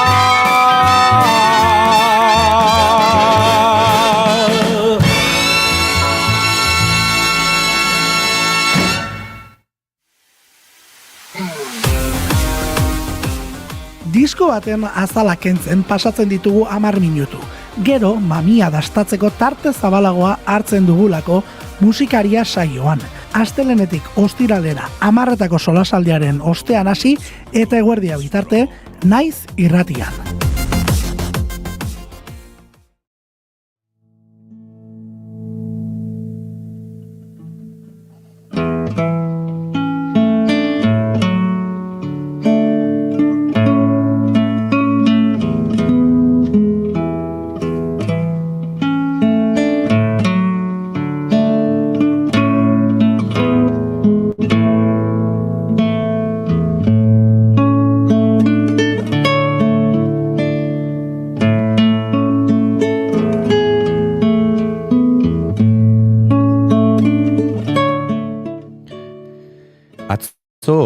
Jardunaldi oso bat pasa nuen Julen Basterraren kantuak entzuten. Goizeko martxari ekin eta eguerdia zela usteta arrats kaltea iritsi zen segidan. Eta nire traba guztiz itxi baino lehen gauon. Beste behin odeiak, hitzak eta berriz odeiak. Lo hartu eta beste egun senti bat izan da gaurkoa.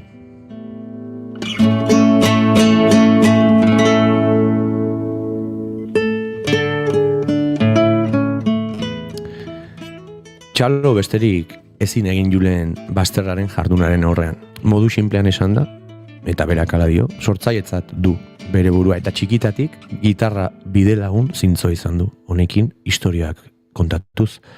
Sormen izeneko lehen lanak kaleratu zuen 2008an eta jardunaldi, edo jardunaldi, ez dakit gero galdetuko dugu, izenekoa 2022an.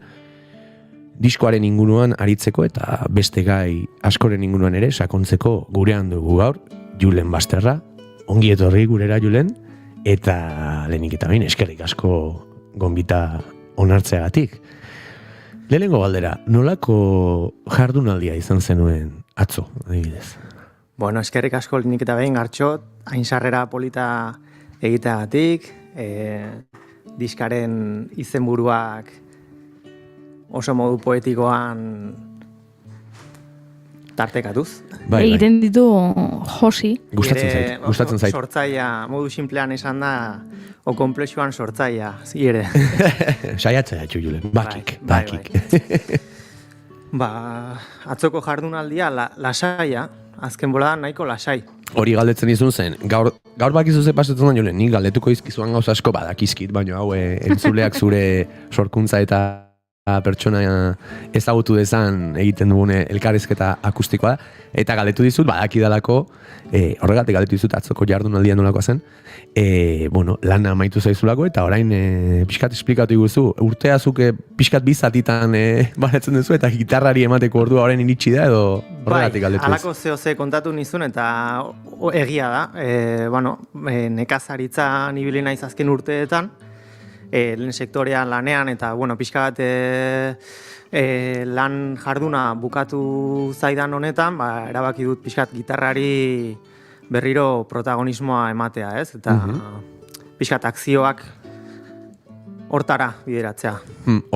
Diskoaren izen buruari erreparatuta, atzeman dezake entzuleak oraintxe bertan aipatu diguzun lotura, baina pixka gehiago sakonduta, diskoari ere atzematen zaio orain aipatu duzun garaioien aldaketak eragin diola, ez? Nik nahiko nuke azaltzea izen buruaz apartez, jardunaldi nola eragin dio balen sektorean, nekazaritzan lan egite horrek, disko honetan, jardunaldi diskoan aurki daitezken abestiak sortzeko prozesuari.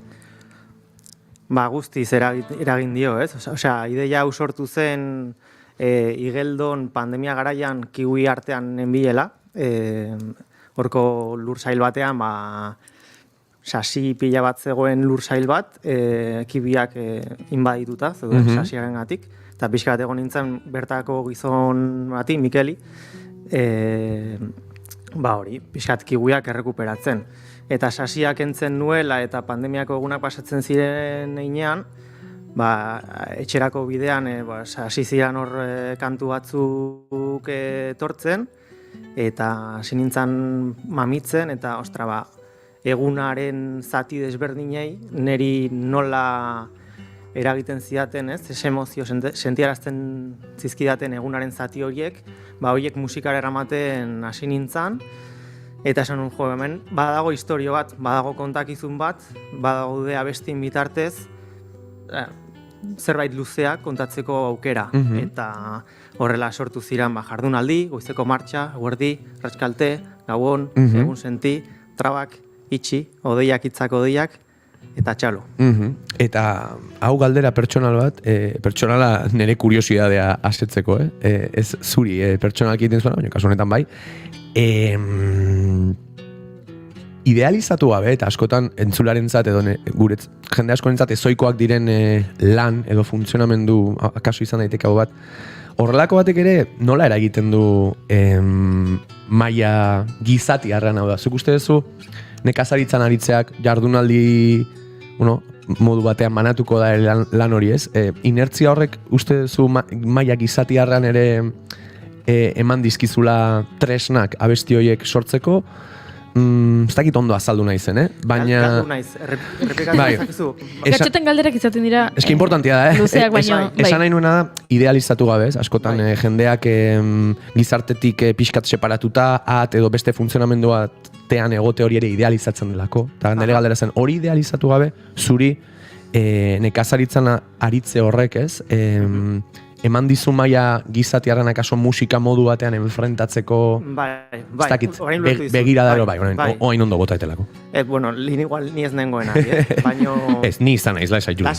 Nola notatzean laguna dakatela, ni izan naiz, falluan ikin. Ematen duzue, pelikuletako bikote estereotipo...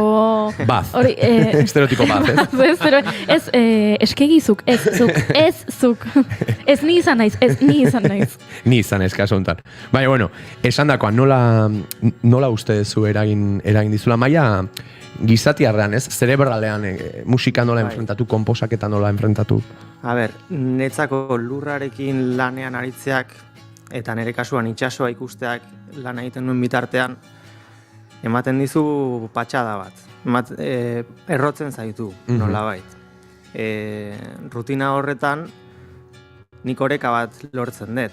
Eta nik konturatzen naiz, gizaki izateko ezinbesteko dela natura eta ezinbesteko dela patxada. Eta ez bagaude naturari errotuta, nekez izango gara gizaki.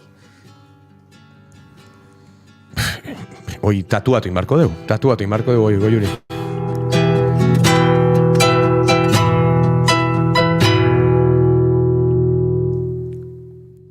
Haze, esaldi puska.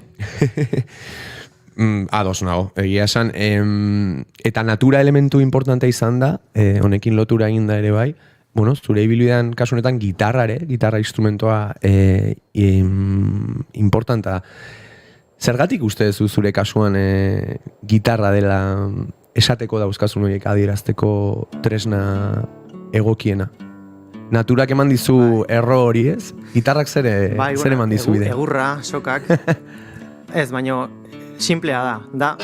Denbora gehien harremanetan egon naizen instrumentua. Osea, ahotsa izan zitekeen, ahotsa beti erabili izan manu, edo txirula, edo trompeta, baina, sei urtetik gitarrarekin ibili naiz, orduan, gitarra izan da. Baratzean dakazun letxua zarrena izango, ez? Eta, adibidez, hor, aipatu dezu ere, naturaren baitan eta jardunaldi diskoaren, ez dakit kontzeptu baden, baina hemen apuntatuta dakat, kontzeptu batzutan badute indarra, zuk barne bildu dituzu abesti batzuk, sugerenta iruditu zaizun egoera baten arira, izenekin, izenburuekin. Zure iritziz, gaur egun galdu da pixkate artea zarin ez eta sorkuntzaz, galdu da gaur egun kontzeptuaren indar hori, akaso patxadarekin lotuta dago, horregatik galdetzen dizut. Pixkat, irudiaren baitan bizi gara, ez du ere enegarren aldiz afera hori aipatuko, baina iruditzen zaizu kontzeptuaren indarra eta sormena bera patxada hartzeko joera ere galdu dela? Bai, joera minoritarioa da, ez? Edo ez da streaming formatoan erakus daitekeen joera bat, garbi dago. Bai, nik hori bilatu dut, ez? Patxadarekin kontzeptuak eta planteatzea eta iradokitzea, no? Gogoeta bat entzulearen baitan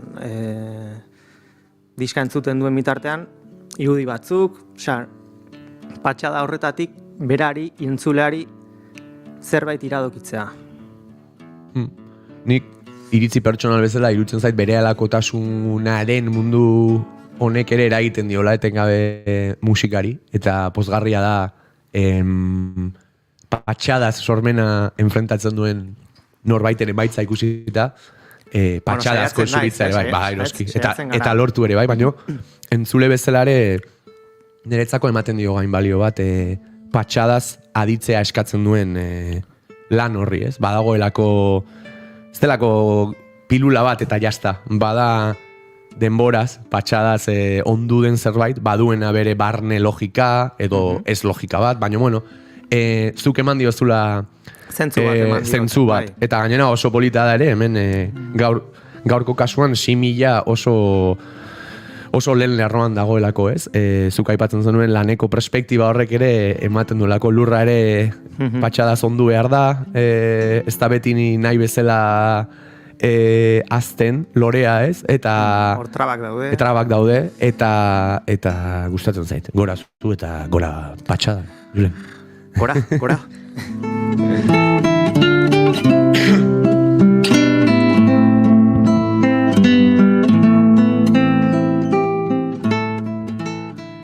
Akaso, Julen, lehengo abestia entzuteko tartea iritsi zaigu, beti nahiko eskas ibiltzen naiz tempoak kalkulatzen, baina bai, ajoleaz pasaizu lehengo abestia entzungo dugu. Zer joko diguzu eta xetasun batzuk eman abestiaren inguruan, mesedez? Lehen diskako abesti batekin hasiko naiz, zeren irratira gonbidatu nauzun honetan ez nekien zein abesti jo. Eta azkenean, ez dakit zein jo, dilemarekin hasiko naiz. Oso ondo, lehengo diskoa sormen okerrezpan nago, ez? 2008an kaleratutakoa, entzuleak ere bankanpen dauzka gozatu eta nahi badu aportazioa egiteko aukerak, beraz, segi Julen eta prestatu, eta dilema, temazua entzungo dugu, Goiuri. Asko gustatu zait, zergatia, dilema aukeratzearen zergatia, baina prestadia entzuteko irrika zaude.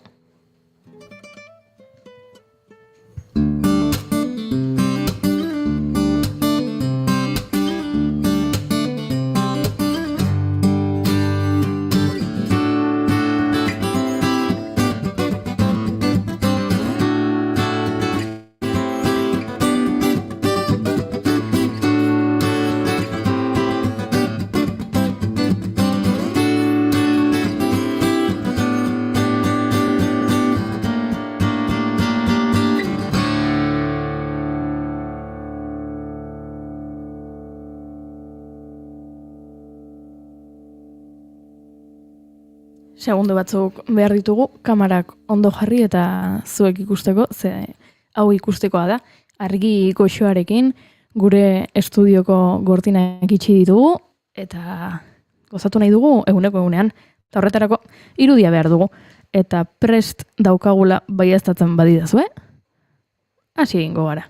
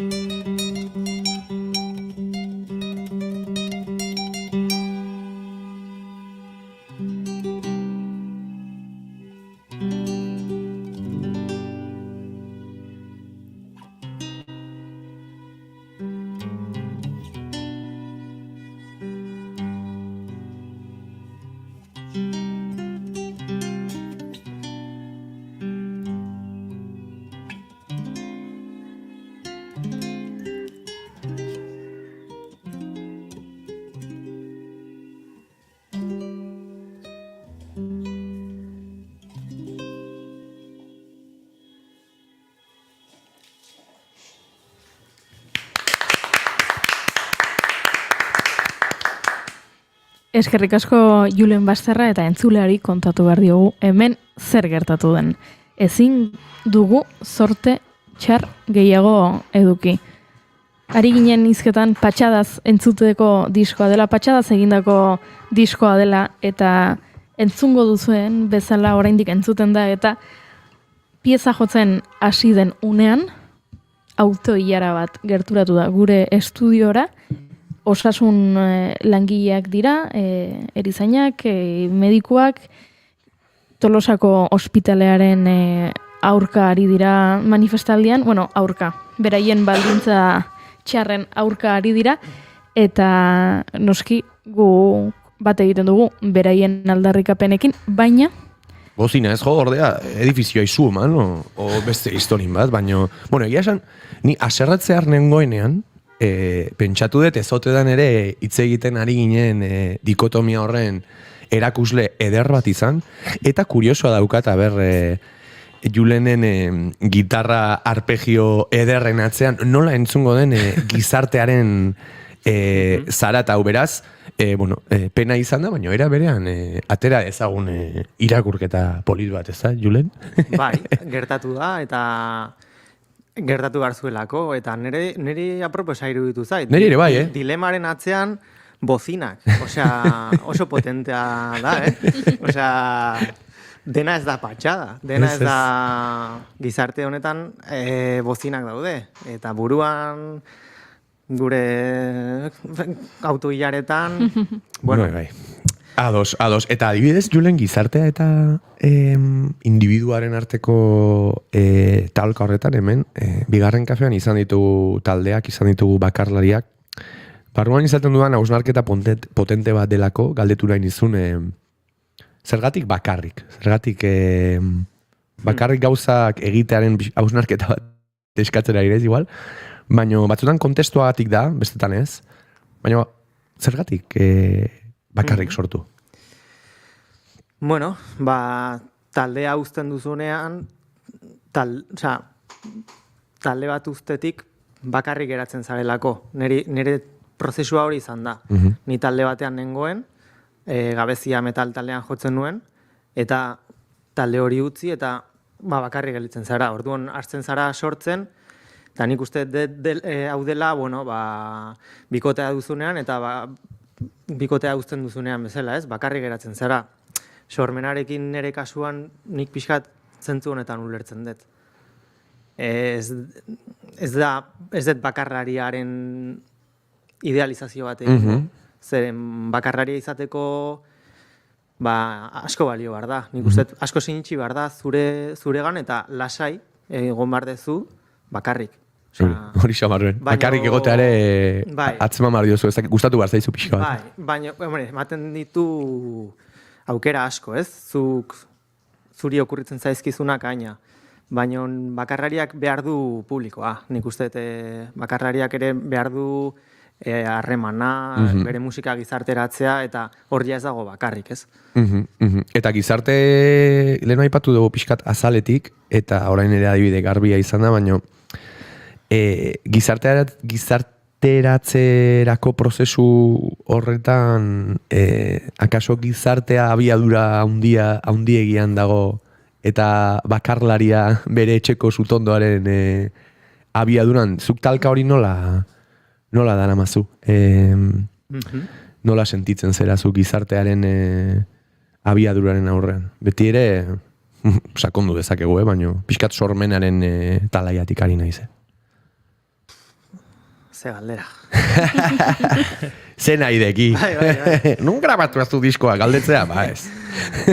Begira, ni modu esperimentalean nahi naiz hori perzibitzen, leku desberdinetan joz. Eta horren adibidez hasi naiz kalean jotzen. Eta interesgarria da, adibidez kalean jartzea, eta ikustea jendearen transitoan zure musika. Oso modu visuala, zu galetu diazuna pixkat irudikatzeko. Orduan hor ikusten duzu, jende batek denbora duela, eta nik uste dela klabea, denbora izatea, denbora duela gelditzeko, eta beste pertsona batek ez du denborarik gelditzeko. Eta jazta, hori da. Denbora ez aizu irutzen denak dutela?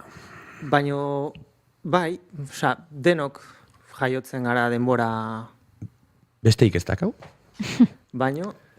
Baina ulertu izut, denbora hartzen dutela, kaso edo eukiz ezaketen denbora horren kostiente direla, ez? Apreziatzeko parean duten zerbait, ez? Bai, baina batzuk euren konpromisoak oso garbi dituzte, beste batzuk ez, baino denbora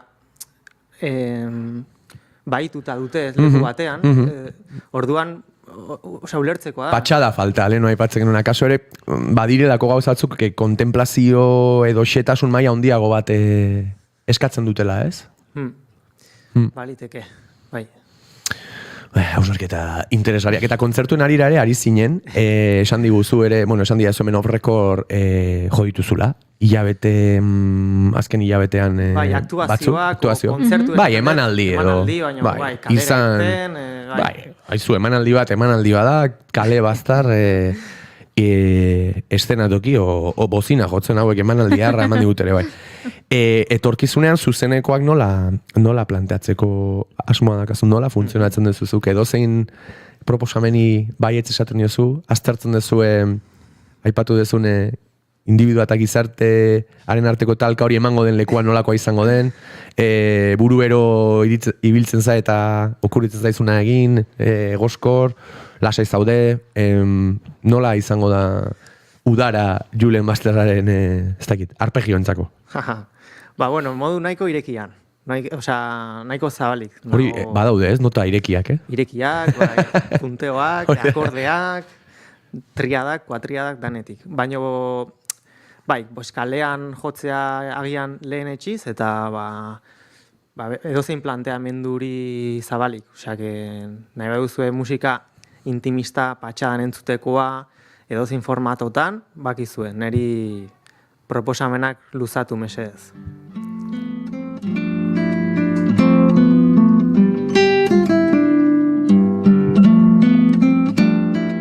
Eta orain autoak joan direnean? Aprobetxatu beharko dugu, proposamenak luzatzeko eskaera egin dio Julenek hemen entzulegoari, eta beraz, bigarren lagin txiki bat entzuteko desiratzen gabiltza. Julen, ze abesti joko diguzu? Hau disko berrikoa izango da? Bai. Hau, txalo, azkeneko diskako, azkeneko abestia. Eta eman dezakezu horrela xetasunen baz, abestiaren inguruan? Bat noski. Jo, ikusten, kontaminatu indeu. Bai. Bai, txiste txarren erriñoa dago. Bai, hau ere, pandemia garaiko txaloekin okurritu zitzaidan izenburu bat da, baina hasiera batean sentimendu batzuk sorrarazten zizkidanez, eta gero beste batzuk erabaki nuen isa eta elea parentesi artean jartzea. Orduan, txalo da, baina irakurri dezakegu isa eta elerik gabe. Eta isa eta ele kentzen badugu, tao irakurtzen da. Eta oso kontzeptu interesgarria dela iruditzen zait. Itzik gabe, natura, itzik gabe konektatzea, eta pixkat horrekin bukatu nahi nuen. Diska. Beharra, jakin dezala entzuleak despistaturen bat egongo dalako tao kontzeptu interesgarria Googleen sartu, ez gaude multak jartzeitun jendea iburuzizke. Eta euskaraz daoa dela. Azpimarratu nahi. Hori ez nekin. Julen, ajolaz pasaizu, jungure super holtza elegantera. Eta Julen Basterraren jardunaldi 2022 garren urteko diskoko azken kantu buska entzungo du, txalo, edo tao, edo dao.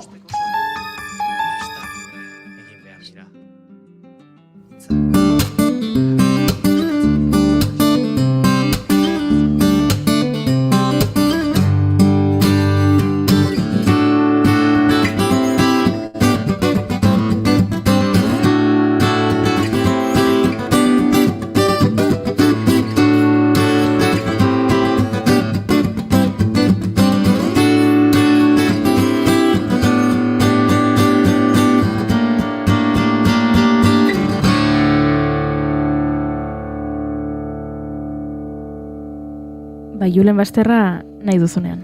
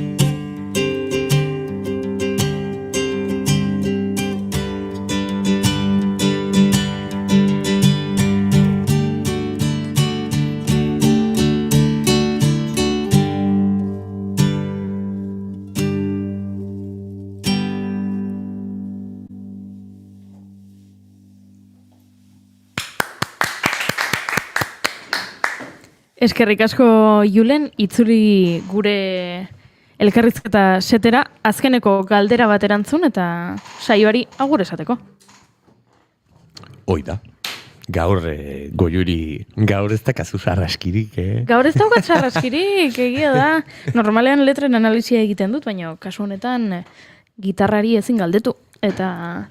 Ala ere ez diozu jarriko Juleni ezagutu dezan sarraskiaren Goiurik esan duen bezala normalean letrak analizatzen ditu. Hemen letren Sherlock Holmes da. Goiuri eta izugarrizko potentzia duen ez dakit kuña, nola esaten zaio. Bai, venga, entzuko dugu. Entzun zazu, Julen. Sarraskia. Eta honen ostean, galderak egiten ditugu, eta musikariak izutu egiten dira. Zure kasuan gaur... Eskerrak azken galdera dela. Bere kasuan gainera gaur izan marko litzake barazkia edo horrelako zerbait, ez? Bai, azken txampan sakon jarriko naiz, eskerrik asko, hemen emandako erakustaldiagatik, Julen, eta pare bat galdera sakon, baino bizkorre egingo izkizut. Aipatu duzu lurrarekin nola errotuta ibilizaren, baina pixkat galdera haundia eta sakona izan daiteke, baina ulertuko didazu. Musikarekin nola zaude errotuta? Musikak zer eman dizu 6 urtetatik gitarra soinean jaso zenuetik? Eman dizu bizitza ere patxadaz hartzeko beta? Eman dizu ez dakit teknika bat hobetzeko bide bat? Eman dizu... sormenaren galaxia bat, zer eman dizu horrela labur musikak? Bizipenak kanalizatzeko bide bat. Bai, sentimenduak, emozioak, bai, bizipenak ordenatu, burua ordenatu, hori guztia. Eta sentitzen duzu adibidez musikarekin daukazun harremanean oraindik ez dakit, iristeko lekuren bat, edo etortzear dauden gauzak proiektatze zalea zera, ala patxadaz datorrenari besarka ematen diozu. Hombre, gustatuko litzaiake taldean jotzea. Neri pixkanaka nire ideiekin edo besteen ideiekin elkarlan aritzea, eta bai, hori bai proiektatzen detela. Erosoago sentituko nintzateke etorkizun batean hori visualizatzen bai. Bueno, anima hondiena bidean. Gaurko kontekstua aprobetxatuta, egin bar nuen galdera importantena. Ereindakoa jasotzen ohitua dagoen batentzat, Julen, baratzea behintzat, edo ez dakigu, baina ereindakoa jaso dezuzuk, edo jasotzen dugu. Ereindakoa beti jasotzen da.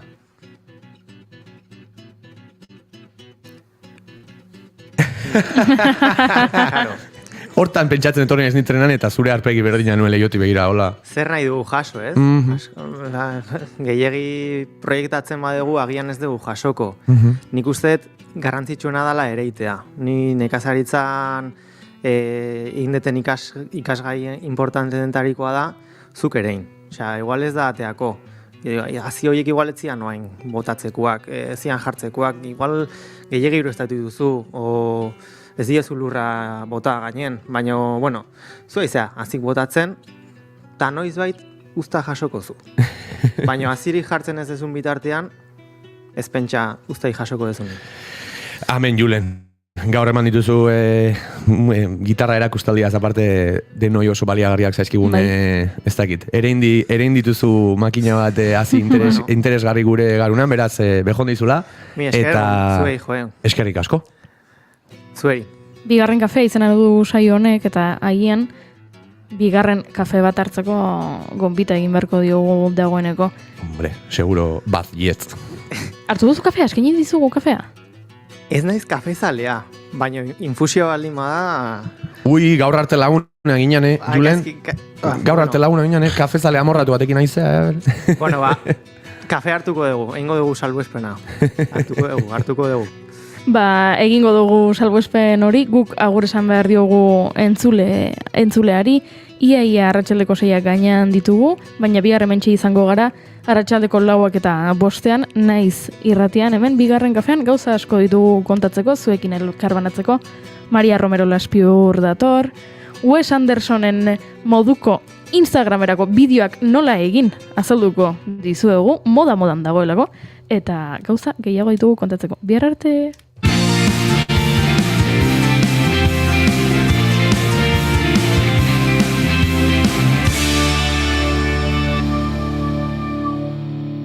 Keep calm and bigarren kafea.